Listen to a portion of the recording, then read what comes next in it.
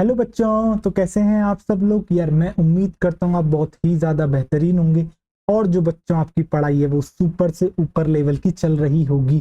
तो एक और शानदार जानदार लेक्चर में मैं आपका स्वागत करता हूँ। आज हम जो है बेटा रैपिडली रिवाइज करने वाले हैं lecture 7 of excretory product and there elimination. तो आपको याद होगा बच्चों, मैंने आपको जो लेक्चर 7 में क्या पढ़ाया था। मैंने आपको role of other organs in excretion, यानी कि किडनी के अलावा और कौन कौन से अदर ऑर्गन्स होते हैं इनका एक्सक्रीशन में रोल होता है, उनके बारे में हमने जाना था। और इसके अलावा एक्सक्रीटरी सिस्टम से रिलेटेड डिसऑर्डर्स को हमने इसके अंदर आपके साथ डिस्कशन करा था। तो आओ चलो आज उनका रैपिडली रिवीजन कर लेते हैं। चलिए आइए, मैं अभी स्लाइड निकालता हूँ, रुकिए। और ये देखिए, जैसा कि आपको हेडिंग दिख रही होगी यहाँ पे, role of other organs in excretion, यानी कि किडनी तो आपकी एक्सक्रीशन करती ही करती है, इसके अलावा अदर ऑर्गन्स जैसे कि लंग्स, लिवर, स्किन, ये भी एक्सक्रीशन करते हैं। ठीक है, देखो आपको पता है बच्चों की जो आपके लंग्स होते हैं वो CO2 रिलीज करते हैं। ठीक है, तो लगभग 1 मिनट के अंदर 200 ml CO2 को ये रिलीज आउट करते हैं। आपको पता है CO2 जो है वेस्टफुल प्रोडक्ट है। कैसे प्रोड्यूस हुई थी CO2? आपके जो है बच्चों सेलुलर रेस्पिरेशन हुआ था जिससे एनर्जी बनाई गई थी ग्लूकोज को ब्रेक डाउन करके, किसकी प्रेजेंस में? ऑक्सीजन की। इसमें बाय प्रोडक्ट में क्या मिलता है आपको? एक तो एटीपी मिली थी, आपको वाटर मिला था, और कार्बन डाइऑक्साइड। एटीपी यूज कर लेते, वाटर काम की चीज है, कार्बन डाइऑक्साइड फालतू की चीज है, आपके लिए वेस्टफुल प्रोडक्ट है, तो आप उसे रिलीज आउट करोगे, एक्सक्रीट आउट करोगे। और किसके थ्रू करते हो? लंग्स के थ्रू। लगभग 200 ml पर मिनट CO2 निकाली जाती है। इसी के साथ साथ वाटर को भी एक्सक्रीट आउट करते हैं। कौन? आपके लंग्स। किसकी फॉर्म में? आपके वाटर वेपर्स की फॉर्म में। आपको समझ में आ गया? तो आपके लंग्स दो चीजें रिमूव कर रहे हैं, CO2 और आपके water in the form of water vapours. अब देखिए, इसके बाद हम बात करते हैं आपसे लिवर के बारे में। अब जरा देखिए, तो होता क्या है बच्चों, जो लिवर होती है वो आपकी क्या है? लार्जेस्ट ग्लैंड है आपकी बॉडी की। अगर कोई आपसे पूछता है कि आपकी लार्जेस्ट ग्लैंड कौन सी है बॉडी की, तो आप दोगे उसे जवाब लिवर है। ठीक है, लिवर बच्चों सीक्रेट करता है आपका बाइल। अब ये जो बाइल होता है एक्चुअल में इसका काम होता है आपका इमल्सिफिकेशन करना, किसका? आपके फैट का। ठीक है, इसके अलावा बाइल आपका क्या करता है बेटा? कंटेन करता है कुछ बाइल पिगमेंट्स जैसे कि बिलिरुबिन, बिलिबर्डिन। इसके अलावा कोलेस्ट्रॉल, डिग्रेडेड स्टीरॉयड हार्मोन्स, आपके विटामिन, ड्रग्स। तो इन सबको भी एलिमिनेट करना है। अब इन सबको कैसे एलिमिनेट करा जाता है? तो इनको जो है डाइजेस्टिव ट्रैक्ट में डाल दिया जाता है, इन सारे हार्मफुल सब्सटेंसेस को, और फिर जो है बच्चे डायबिटीज ट्रैक्ट के थ्रू, यानी कि इन the form of faecal matter, उसके थ्रू जो है इनको एलिमिनेट आउट कर दिया जाता है। इस तरीके से आपके लिवर का रोल होता है किसके अंदर? एक्सक्रीशन के अंदर। ठीक है, इसके बाद आपकी आ जाती है स्किन। अब आप स्किन में दो चीजें देखते हो। एक तो कभी जब आप सुबह जब उठते हो, आप सपोज करो रात को सो गए थे, सुबह उठे, तो आप देखते हो कि आपके जो है स्किन के ऊपर, जब आप चेहरे के ऊपर देखते हो तो आपको कुछ चुपचुपा चुपचुपा देखने को मिलता है, जिसको आप कहते हो ऑयल। और उसी के बेसिस पे कहा जाता है कि आपकी स्किन कैसी है। किसी की ऑयली स्किन है, किसी की आपकी ड्राई स्किन है, तो किसी की कॉम्बिनेशन स्किन है, यानी कि दोनों ही, ऑयली और ड्राई भी। तो होता क्या, ये ऑयल आया कैसे? तो बच्चों आपके जो है क्या प्रेजेंट होती है स्किन के ऊपर? ऑयल ग्लैंड्स, जिनको आप सेबेशियस ग्लैंड भी कहते हैं। ये रिलीज करती हैं ऑयल या फिर बच्चों आपके सीबम। ठीक है, अब ये जो ऑयल और सीबम होता है एक्चुअली में ये स्किन के लिए एक प्रोटेक्टिंग कवरिंग बनाने का काम करता है। आज की फॉर्म में तो बच्चों आप क्या करते हो? आप अलग अलग तरह की क्रीम्स आती हैं जिनको आप लगा लेते हो मॉइस्चर देने के लिए, बट स्किन भी तो बेटा नेचुरली ये काम करती होगी। क्रीम्स तो अब बनने लगी है ना, तो पहले स्किन कैसे करती थी अपने आप? तो क्या करती है स्किन? आपके ऑयल रिलीज करती है, जिससे कि वो मॉइस्चर, एक प्रोटेक्टिव लेयर जो है उसकी बनी रहे। ठीक है, इसके अलावा ये जो ऑयल होता है इसके थ्रू ये सिर्फ इतना ही काम नहीं करती, ये आपके एलिमिनेट करती है किसको? स्टीरॉल्स को, हाइड्रोकार्बन को और वैक्सेस को। सेम इसी वे में, क्या आपको स्वेट आता है? हाँ, मुझे भी स्वेट आता है। ये तो बिल्कुल वैसा हो गया ना, क्या आपके टूथपेस्ट में नमक है। चलो, तो आपको स्वेट आता है? बिल्कुल आता है। तो स्वेट कौन प्रोड्यूस करता है? स्वेट प्रोड्यूस करती है आपकी स्वेट ग्लैंड, जिनको आप सीडोरीफेरस ग्लैंड भी कहते हो। तो ये रिलीज करते हैं स्वेट। स्वेट का प्राइमरी फंक्शन होता है कूलिंग इफेक्ट प्रोवाइड करना। कैसे कूलिंग इफेक्ट देगा? देखो, जैसे ही आपको स्वेट आता है, आपकी बॉडी को ठंडा कैसे करेगा? देखो, जैसे ही आपका स्वेट आ गया तो आपका हाथ ऊपर का बेटा कैसा हो जाएगा? गीला होने लग जाएगा। कॉमन से आपने देखा होगा, आप जैसे टी शर्ट पहनते हो, आपको स्वेट आता है तो टी शर्ट पूरी गीली हो जाती है। होता क्या है, फिर जब ये स्वेट जो है आपके एयर के कांटेक्ट में आता है तो क्या होता है? इसका होता है इवेपोरेशन। और जब इवेपोरेशन होता है तो ये लिक्विड से गैस फेज में जाता है, और फेज चेंज करने के लिए एनर्जी लगती है।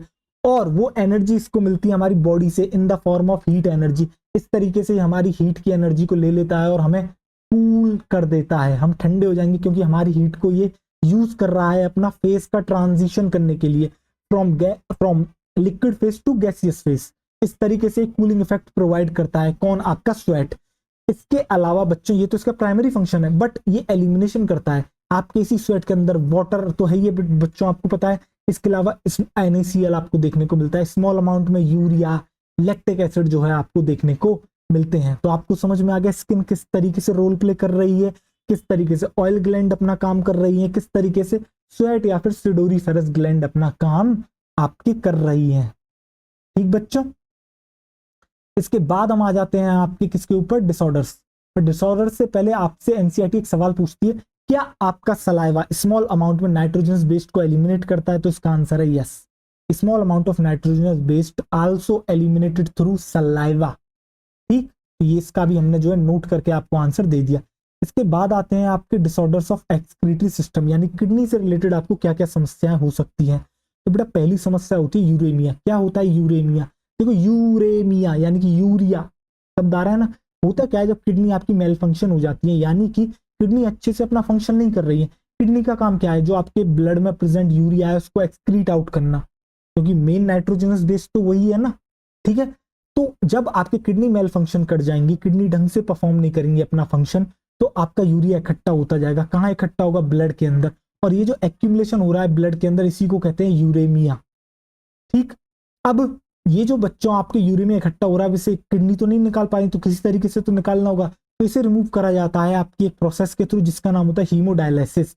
और ये जो प्रोसेस है हीमोडायलिसिस, ये दुनिया भर के जितने भी आपके यूरेमिक पेशेंट हैं उनके लिए एक वरदान साबित हुई है। जैसा कि मैंने लिख दिया, boon for 1000 of uremic patients all over the world. ठीक, अब ये होती कैसी है यूरेमिया आपकी, क्या कहते हैं, हीमोडायलिसिस, ये आप देखो जरा।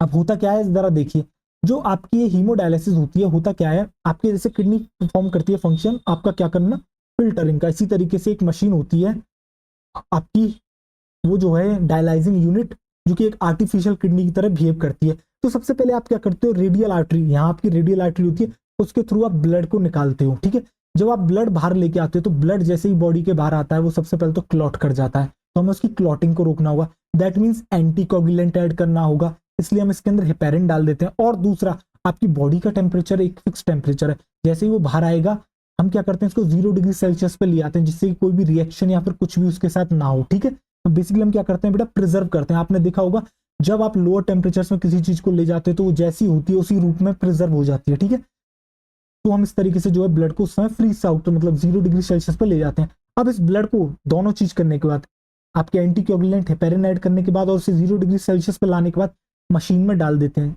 यानी कि डायलाइजिंग यूनिट, जो कि आपकी आर्टिफिशियल किडनी होती है, जो कि कुछ इस तरीके से आपको दिखती है, जिसके अंदर एक ट्यूब प्रेजेंट होती है जो कि सेलोफेन ट्यूब होती है, जिसके अंदर पोर्स प्रेजेंट होते हैं और ये सेमी परमिएबल होती है। ठीक है, इसके अलावा होता क्या है बच्चों, इसके अंदर आपको एक फ्लूइड देखने को मिलता है इसी डायलाइजिंग यूनिट के अंदर, जिसको आप कहते हो डायलाइजिंग सॉल्यूशन।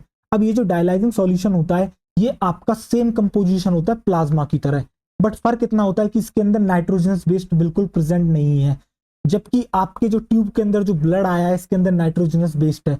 तो आपके जो नाइट्रोजनस बेस्ड है वो अपनी हाई कंसंट्रेशन से लो कंसंट्रेशन की तरफ जाएंगे, यानी कि सेलोफेन ट्यूब से कहां मूव करेंगे, डायलाइजिंग फ्लूइड के अंदर।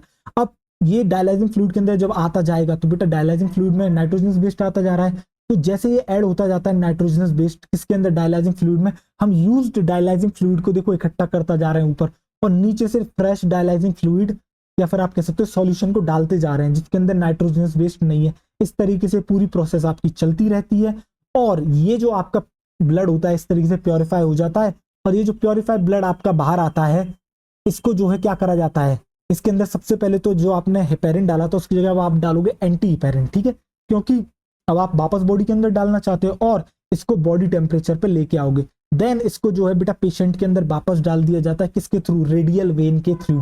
ठीक है, एक बार मैं आपको इसकी ड्राइंग भी दिखा देता हूं, आइए चलिए, एक इमेज मैंने आपको दिखाई थी, तो ये इमेज आपको दिख रही है किस तरीके से ये पूरी की पूरी प्रोसेस आपकी चल रही है। देखो किस तरीके से दो ट्यूब आपके जो है आपके बंदे के आपको जो पेशेंट दिख रहा है उसके हाथ से ली गई है, रेडियल आर्टरी के थ्रू आपके मशीन के अंदर डाला गया, फिर आपको फ्रेश डायलाइजिंग सॉल्यूशन दिख रहा है, यूज डायलाइजिंग सॉल्यूशन दिख रहा है, फिर आपके जो है एक ट्यूब आपके कहाँ जा रही है वापस, जो प्योरीफाइड ब्लड लेके जा रही है किसके अंदर, आपके बेटा किसके अंदर, आपके रेडियल वेन के थ्रू आपके कहाँ जा रही है, आपके पेशेंट के बॉडी में वापस से रिटर्न बैक करी जा रही है।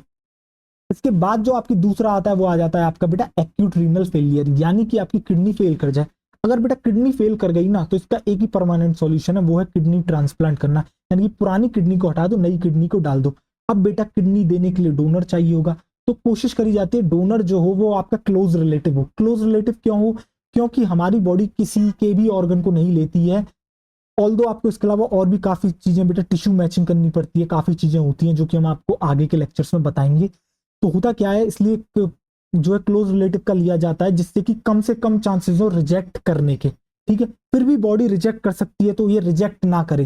तो रिजेक्ट कौन कर रहा है एक्चुअल में बॉडी में, आपके इम्यून सिस्टम, ठीक है। तो इस इम्यून सिस्टम को सप्रेस करने के लिए इम्यूनो सप्रेसेंट दिए जाते हैं पेशेंट को, जिससे कि आपका जो है इम्यून सिस्टम को आपके सप्रेस कर दिया जाए, उसको जो है वो अटैक ना कर सके आपकी नई किडनी के ऊपर, ठीक है। इसके बाद आ जाते हैं आपके रीनल कैलकुलाई, जिनको आप कहते हो बेटा स्टोन, या फिर आप कह सकते हो insoluble mass of crystallize salt, जो कि आपके ऑक्सलेट्स के होते हैं।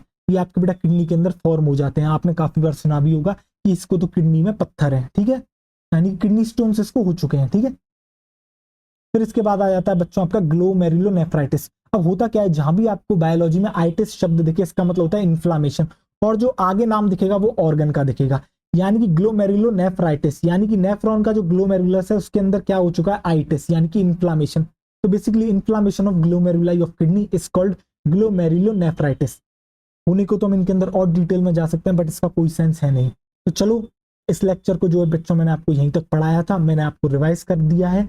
तो मिलते हैं अगले लेक्चर में, तब तक आप अपना ढेर सारा ख्याल रखें, पढ़ाई करते रहें। ऑल द वेरी बेस्ट, मिलते हैं अगले लेक्चर में।